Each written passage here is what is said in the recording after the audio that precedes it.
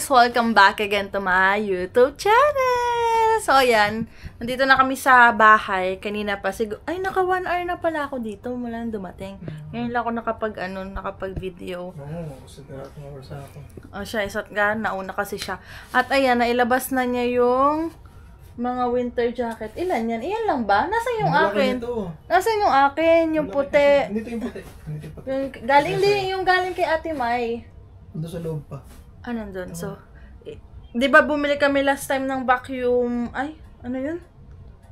Vacuum bag, yan. Ano na ni Marvin, hinilabas na rin niya yung vacuum. Madadala namin yung vacuum namin. Kasi, mapapaliit, di ba? Napapaliit kasi yun. Tapos, lagay namin to sa box kasi natapos na ni Marvin, na-tape na niya yung unang box, yung pangalawang box na kasunod. Magbubuo pa kami na pala tayo ng box. Naglabas ka na ng box or nasa loob pa. Tapos, mag-ano na kami. Ayan, gutom na daw ang bebe. Bali, nagpapakulo lang ako ng tubig para dun sa, ang tawag dyan? Spaghetti. Yan, mag-spaghetti daw kami. Gusto ni Marvin. Tapos, sayang kasi yung sauce, be. Oo hindi nga. Hindi naman gusto ko. Gusto ko. Hindi naman gusto ko kasi sayang sauce lang. Wala kasi ako maluluto. Bacon ang nire-request na kanina. Tapos, ayan. Lumabas na dito. Ano? May spaghetti ba yung sauce mo? May hotdog ba? Spaghetti sauce? Oo, may hotdog yun. Tapos mamaya, pagkatapos namin kumain, maglakad-lakad kami ni Marvin. Kasi ang ganda na, no? Ang ganda na ng mga puno. Yung puno nga dyan na kulay parang orange-red. Wala na, nakakalbo na. Papapicture sana ako dun. Wala na. Kaya sabi ko maglakad-lakad kami ni Marvin doon sa park. Baka may makita pa kami doon sa mga nilalakada namin dyan. Dahil next week, babay Toronto na. Nagkakagulo na nga sila Ate Eka sa GC namin kung kailan kami magkikita. Kasi kailan ba kayo? magbanding. Inaano pa kasi kami lahat available. Kami tatlo. Tapos si Ate Camille hindi available dahil nga nagbakasyon yung parents niya dito. Parang 1 month ata siya nag-request. Oo, ang bilis nga. Karang kadadating lang ng parents niya. Siya bakasyon? Parang nagbakasyon ata siya. 1 month ata siyang mula dumating. Kakabalik lang daw niya uli sa trabaho. Nakakaya daw mag-request agad uli ng Hindi ko kailan off. Papapalit siya ng Ay, yun nga. Inaano kasi, parang si ate na lang ata yung may problema sa oras. Kasi sila, yun lang yung available. November 1, gabi. Magdi-dinner kami sana dun sa parang Unli Sushi ba yun? Sarap. Parang nasa $20 lang mahigit daw sabi ni Ate Alaysa. Alam mo si Ate Alaysa, ang dami ng alam na kainan. Sabi, kumain daw sila dun. Masarap daw dun siya, ang dami nga. Unli na daw yun. Pero dinner kami makakapunta dahil ang out nga nila 5 PM. Ako naman 3. So makakapag-ready-ready pa ako. Sa Eglinton ata yun eh. Ano ka uwi? Sama ka. Pero hindi ka kakain. Tigas sa mukha mo. Tigas sa mukha. Tuntuin mo na lang ako. Tupperware. Santa ngayon ko. Hindi. Tapos kanina, bebe, yung supervisor. So, yung last week kasi, di nga nagpaalam na nga ako. Tapos, nandiyan na yung pinaka-big boss namin. Yung nag-interview sa akin. Kasi nung last week, wala. Interview ka? Nung nag-interview sa akin, nung unang dating ko. Yung nasa party ba yun? Yung first day. Siya ba yung Siyempre, nasa party? interview. Oo, yung pinakalako sa akin nung anniversary ng company.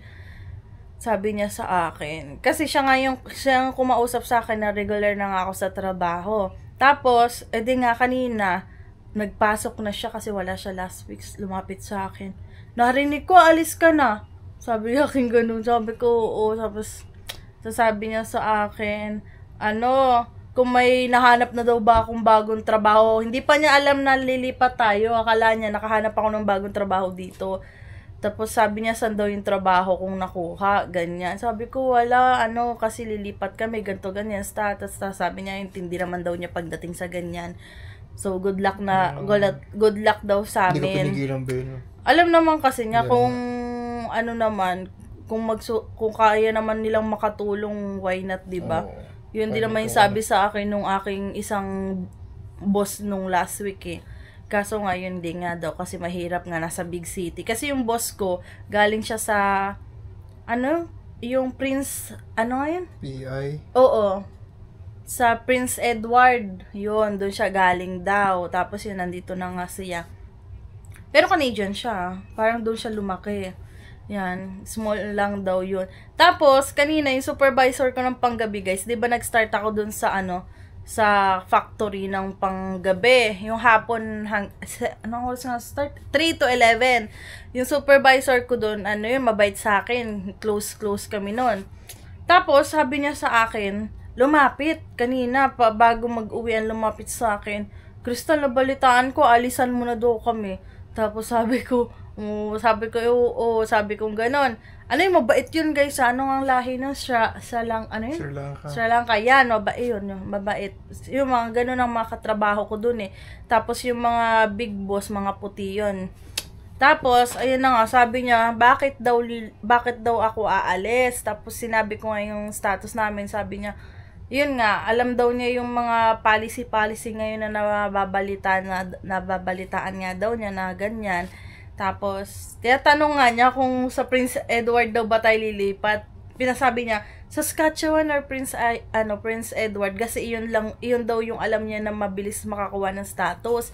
Tapos sabi ko sa kanya, Saskatchewan, sabi niya, good luck daw. Tapos, siyempre, kapag gusto namin bumalik daw uli dito sa Toronto, wag daw mahiyang kontakin sila. Kasi may mga number naman ako sa kanila eh. Mabait yung mga boss mo. Mababait yung mga yan. Kung wala tayong habol, be, doon tayo eh. Oo, hindi naman ako alis. alis. Sa trabaho ko, be. Yeah, maganda rin yung sa trabaho mo eh. Tsaka maganda rin yung mga benefits, pati ako benefits. Pero syempre, kahit sabihin mo mag-stay tayo doon, pero hindi yung panghabang buhay. Kasi syempre, hindi na masasapat yung sahod natin pag nagskuha na tayo nung dating na araw, mga ibang expenses, wala pa nga tayong sasakyan eh. May naiipon kami, pero syempre, kulang pa rin pag nagdagdag na ng expenses, diba? Ibang expenses. Mamaya na lang ulit tayo mag-chicken, guys, kasi ayusin ko na muna yung pasta para makakain na kami ni Bebe. Ano yan? Inailabas ka. Pa yung galing kiba? Kasama nito. Ayan. Buti na lang meron kami dito vacuum. Hindi kasi nagana yung isa namin vacuum eh. Kasi ito bilog. Wow. Ayos na dilim na. Anong oras na ba? 6 na, no? Grabe, no? Ang bilis naman, dumidilim na. Ngayon pa lang kami maglalakad-lakad kasi nanood kami ng movie ni Marvin. Oo nga, kumain. Tapos nanood ng movie ng kaunti. Guys, ayan. Kalbon na siya. Yung ano bang kulay yan? Orange red? Parang orange red siya. Dito mga dilaw na yung mga mga puno. Madilim na kaya hindi na masyadong kita. Ayan guys, hindi naman ganun kalamig. Lakad-lakad. Ngayon na lang ulit tayo nakapaglakad, no? Huling lakad natin nung nandito sila mama. Direct daw tayo after pag-alis nila mama, nakapaglakad-lakad pa tayo. Tapos ngayon na lang uli. Okay. Diba natulog nga tayo? Tulog lang. Ay, oo nga, no? Nagbawi. Bawi tayo ng pakiram. Natigil na. Ba't ka natigil? Nanood tayo series ata nun eh. Oh, hilig na natin manood ng Netflix eh. Pag uuwi kami, habang nakain. Netflix. Oh, ang ganda ng mga puno dito, guys. Ayun, balak namin pumunta kailan tayo pupunta? Hindi ko alam, wala nang usapan. Kaya nga, next week. Yun, hindi na namin maano yung kung paano kami mag-ano nung plano namin. Kasi syempre, ilang araw na lang ba? Basta 2 weeks na lang. Wala nang 2 weeks. Wala na ba 2 weeks? Ayaw nga, wala nang 2 weeks. Next week. Kasi next week na eh. Yeah, hindi ko nga alam. Kasi madami ding nagme-message sa akin na gusto nilang ma-meet kami before kami umalis papuntang Saskatchewan. Si Tito nga, paano natin kikitain Tito Edwin din, yung tito ko. Kasi sila tito sa Mississauga eh. May trabaho kasi kami ni Marvin. Sinagad kasi namin yung trabaho bago kami lumipat na hinayang kami. Para at least may dagdag pa dun sa namin, sa dala naming pera. Kaya sagad namin. Yung tipong ilang araw? 2 days lang. Last day namin. Tapos after 2 days, lipad na namin papuntang Ibon kami. Saskatchewan na. Kahit nga wala kaming work sa sa Regina na buong winter. Buhay. Basta sa labas kami tutulog. Sa labas. Tayo? May mga pa naman tayo dyan, sardinas. Ulaw na lang natin sardinas. Itlog. Yan, itlog. Oh, may Christmas light. Christmas light ba talaga ito nun pa? Yung Christmas tree, Hindi dati pa siya ng mama, no? Oo, nagpapicture. Hindi natin Ayan, ito maganda talaga, fall talaga yung bet. Sana sila mama. Parang gusto ko pagpupunta sila mama dito fall. Ganda. Para ganyan na mapipicturan. Mga katapusan ng October. Pangat din ng summer, sobrang init na. Oo nga. Sunog na sunog ako. Ako ng... Pangat na summer. Betininan ko yung Canada Day, yung may picture tayo ng Canada Day, nasa sakyan tayo. Sunog na sunog pala tayo noon. Grabe. Ay, ang ganda ng mga puno dito, be. Nasa may mga bata eh. Hindi ako ng video. Yung mas tuwan-tuwa tayo dun sa mga puno kaysa dun sa mga bata, no? Yan, pakita ko na lang. Malabo na guys, pasensya na. Pharmacy tayo maglakad. Ang ganda, be. Ngayon lang tayo naglabas. Ha? May dala kang pera? Kala ko mag-Tim Hortons. Busog pa ako eh. Nakadesign na yung mga pang Halloween, no? Hindi ko mapakita sa inyo guys. Dapat pala naglakad tayo, medyo maliwanag pa, no? Kailan ba tayo makapaglikad uli? Ang ganda, promise. Gusto ko pa naman pumunta sa sa Blue Mountain kasi mas maganda daw doon ng fall. Next time na lang, mapupuntahan din namin ni Marvin sa...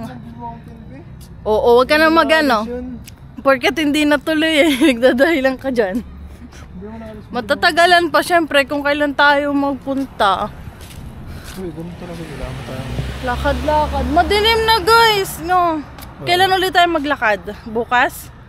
Ay, may lakad, may tayo, dinner tayo bukas eh. Pwede maglakad-lakad muna tayo. Pwede, bago tayo sunduin. Alas 7 pa naman bukas eh. Ganun. Ayun, papasyal kami bukas so guys. Uwi lang kami, lagay lang yung gamit, tapos maglakad-lakad para maikot namin kayo dito. Ang ganda, oo. Ang ganda. Hindi, tayo kagad diretso. May dala akong bag. Ang ganda kasi. Hindi, uwi tayo. Alas agad tayo. Ayun. Wala tayong pahinga sa sa mall. Sa mall magpapahinga.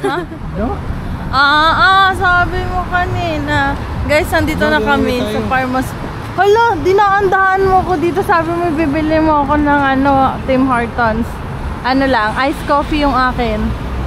Gusto niya hot eh. Hindi ka bumilang iyo. Magkano lang naman yung coffee? Wala kasi ng fresh vanilla eh. Magkano? $5? Mga 4 Oh yan, wala na. Na yung wala na sa... Dali na. McDo. McDo? Ano kakain sa McDo? Ganun din eh. Ice coffee din yan. Hindi ako magbaburger. Hindi ako mag-ice cream. Ice coffee lang. Ganyan. Ice coffee na lang tayo. Nandito kami sa labas ng DQ guys. Hindi pa kasi namin natatry yung ice cream dito. Gusto sana namin itry ni Marvin. Anong order natin? Hindi, ano nga ang order natin? Oreo? Itong Oreo? Java chip. Ayan. Caramel Java chip. Anong gusto? Fudge brownie lang. Ayan o, ito saan ka ba tumitingin na ito o? Oreo fudge brownie. Okay, ayan. Bali yung pinili ko yung large. $9 siya. Ang laki pala nun. Magugulat si Marvin pag nakita niya. Kasi pinapili ako. So, yung kid size. Tapos may medium siya large. Hindi naman pinakita sa akin yung large. Kaya sabi ko na lang large. Kasi laging large yung binibili namin ni Marvin. Ayan guys. So, date muna kami ni Marvin dito sa labas. Masarap, masarap. Di ba kanina meron? Nung bago tayo pumunta. So, nandito kami sa labas. Ito parang masarap ang part. Ano yan? Anong part yan? Whipped cream ata yan. Masarap! Nagre-reklamo ka pang apakadami, tapos pakita mo kung gano'ng kadami na halos ubos na eh.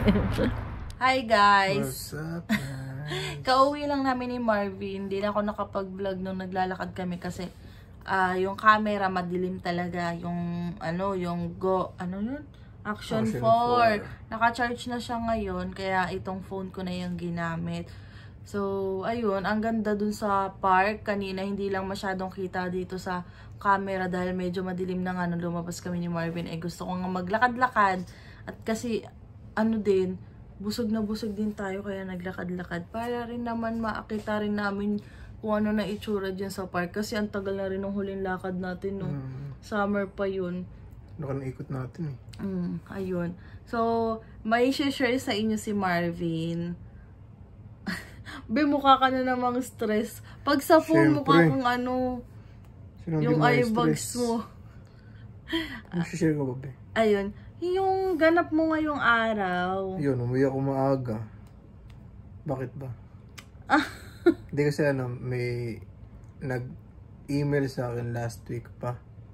Na tumawag na may interview ko ngayong araw.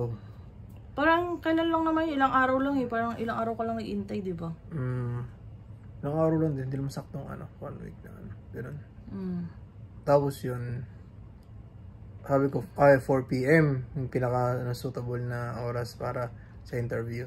Kasi pag out ko ng alas 3, diretso agad ako. So, mabilis ang lakad ko sa 43. Iniwan na niya ako eh. Iniwan ko na. Diba Diretsong Kennedy, ganun. Lagi kasi kaming sabay umuwi. Diretsong Kennedy, tas Diretsong Kennedy, tapos yung Warden. Tapos buti naabot ako yung bus number 8, 3:30 yun. Naabot ako, tinakbo ko pa nga kanina yun. Takbo ko yun. Tapos umabot ako. Kasi 1 minute na lang yun. Umabot naman ako yan dito. Pagdating sa bahay, prepare na ako. Gano'n ako nun, polo shirt. Hindi polo shirt. Polo.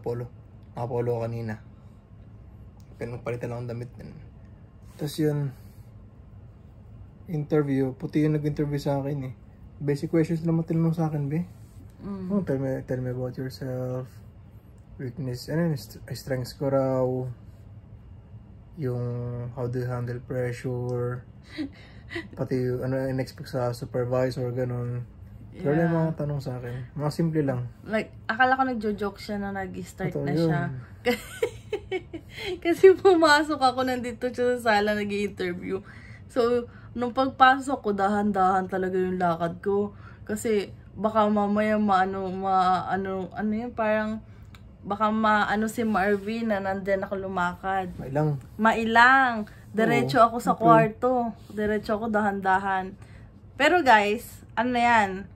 Nakadalawang interview na si Marvin. Yan. So, dalawang company na yung nag-interview sa kanya. So, mag-iintay na lang ng 1 to 2 weeks, no? Kung tanggap ba si Marvin or hindi dun sa trabaho.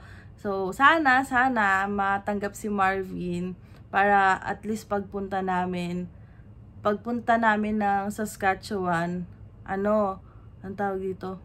Hindi kami nakatenga. Ay, ako pala nakatenga. Muna ako, housewife. Kung sakali magka-work si Marvin. So, ayun. Bale, ang kagandahan din kasi pares pang pathway yung interview mo, no? Bebe. Oh. Pero hindi na namin i-share kung ano yun. Secret na muna. Para surprise na lang. So, ayan. Ang tagal din, no? Bago ka nagkaroon ng interview. Importante sa amin kasi may job ng pa-winter. Kaya na pinaka-importante mo na ngayon. Kasi, hindi mo nagmamadali na Kasi kung maghahanap kami ng pang PR kagad, hirap. Mahirap kasi winter. Pang bills lang siya. So mahirap naman yung babayad kami ng bills na tenga lang kami sa bahay na 700, 800 per month. Diba? Tapos pagkain yung pa. Mga load pa natin. Load pa. Yan. Pero, ayun, okay lang. Basta pang-bills lang muna. Sana maging okay lahat ang aming pagbagsak sa Saskatchewan. Uy, Beo, wag mo masyado ipakita yung eye mags mo. Sabihin nila, stress ka na naman eh. Hindi mo stress ka na, puro English yun, be. Nosebleed ka, bebe. Oo. Nosebleed ka, oh my God. Yung nosebleed daw siya pag ano eh. Nakikinig ako eh, nandun ako sa pinto eh, nakaganyan ako. Alam niyo kung nasaan ako kanina habang i-interview si Marvin. So, di ba sala, tas yun yung kwarto, pinto. Nakaupo ako sa sahig, nakaganyan yung tenga ko sa ano, sa pintuan. Tapos yun na, inabutan naman akong sakit ng tiyan eh, di nag-washroom na ako. Pumasok si Marvin, sabi niya, tapos na daw. Tapos yun, nagtanong-tanong ko kung ano yung ano, ganto ganyan, ano, okay naman ba, okay naman, ganyan. Sabi naman ni Marvin, okay naman daw yung mga interview. Diba nga, guys, nakwento ko sa inyo yung, nakwento namin, first time mo ma-interview dito, diba, no? Dito sa trabaho mo, dito, sa electrical, diba? Kasi dati mo, wala ka naman masyadong ma-interview, no? Kaya parang, ano rin, sabi ko kay Marvin, kung may interview siya, tanggapin niya para practice na din yung interview. Ayun. Ako naman, tuloy pa rin tayo sa pag-apply. Kasi, ayun, ang balak namin, hindi lang si Marvin yung makakuha ng pang-pathway. Dapat meron din ako para maalin sa amin. Paunahan na lang kami. Ay, taray, paunahan. Tapos, ayun, may West na si Marvin, ako na lang yung wala pang West. Mag-asikaso na rin ako ng West. 2 months din naghintay. 2 months siya nag-iintay. Papasuyo ko na lang kay mother ko para pumunta sa school. Isang punta lang naman yan. Ano ba yung magbibigay ng letter? Gagawa tayong letter? Authorization letter, yan. Saan pinapunta si Papa? Sa mismong... Sa registrar. Registrar. Registrar. Di so doon sa building ng ano ko talaga, 'di ba? Iba-iba yung building nun. So doon sa mismong building ng mga seaman. Ay amin kasi iba-iba yung... Hindi, sa amin isa lang. Window, iba't ibang program ko nun. Yun, engineering to. Hindi ko na maalala Business, kasi yung sa amin ganun. eh. Ay basta sabihin ko na lang mama, si mama na bahala maghanap. Pahapon na lang. Kaya na yan ni Hindi, mother. makapagtanong naman. Oo. Para maayos na rin. Siyempre, kailangan talaga yun yung education talaga eh. Sayang din yun, di ba?